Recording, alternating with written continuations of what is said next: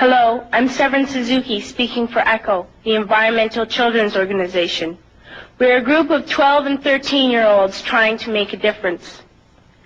Vanessa Suddy, Morgan Geisler, Michelle Quigg, and me. We've raised all the money to come here ourselves, to come 5,000 miles to tell you adults you must change your ways. Coming up here today, I have no hidden agenda. I am fighting for my future. Losing my future is not like losing an election or a few points on the stock market.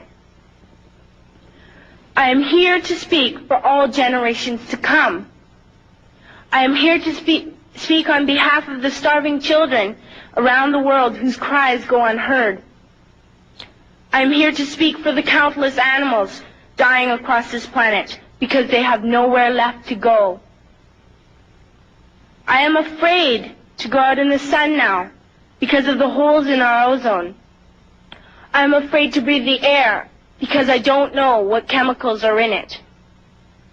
I used to go fishing in Vancouver, my home, with my dad, until just a few years ago we found the fish full of cancers. And now we hear of animals and plants going extinct, every day vanishing forever. In my life, I have dreamt of seeing the great herds of wild animals, jungles and rainforests full of birds and butterflies. But now I wonder if they will even exist for my children to see. Did you have to worry of these things when you were my age? All this is happening before our eyes, and yet we act as if we have all the time we want and all the solutions. I'm only a child, and I don't have all the solutions. But I want you to realize, neither do you. You don't know how to fix the holes in our ozone layer. You don't know how to bring the salmon back up a dead stream. You don't know how to bring back an animal now extinct. And you can't bring back the forest that once grew where there is now a desert. If you don't know how to fix it, please stop breaking it. Here, you may be delegates of your government, business people, organizers, reporters, or politicians, but really, your mothers and fathers, sisters and brothers, aunts and uncles, and all of you are someone's child.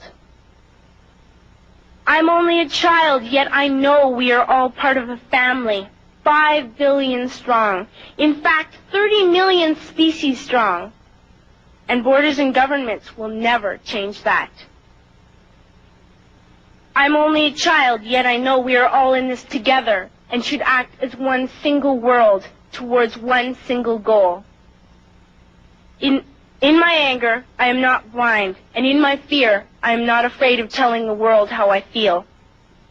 In my country, we make so much waste. We buy and throw away, buy and throw away, buy and throw away, and yet northern countries will not share with the needy. Even when we have more than enough, we are afraid to share. We are afraid to let go of some of our wealth. In Canada, we live the privileged life, with plenty of food, water, and shelter. We have watches, bicycles, computers, and television sets. The list could go on for 2 days.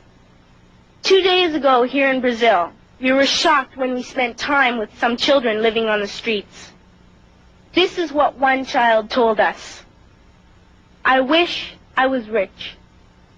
And if I were, I would give all the street children food, clothes, medicines, shelter, and love and affection. If a child on the streets who has nothing is willing to share, why are we who have everything still so greedy? I can't stop thinking that these are children my own age, that it makes a tremendous difference where you are born. That I could be one of those children living in the favelas of Rio. I could be a child starving in Somalia, or a victim of war in the Middle East, or a beggar in India. I am only a child, yet I know if all the money spent on war was spent on finding environmental answers, ending poverty, and finding treaties, what a wonderful place this earth would be. At school, even in kindergarten, you teach us how to behave in the world.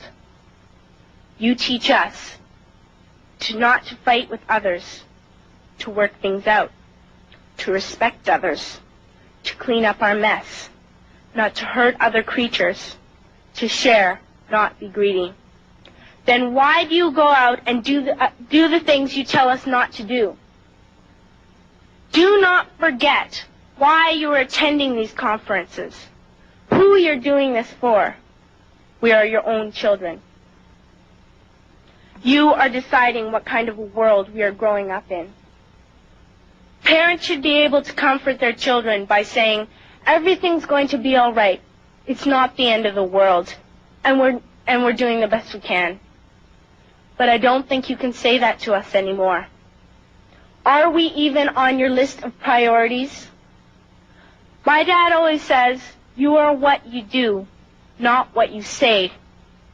Well, what you do makes me cry at night.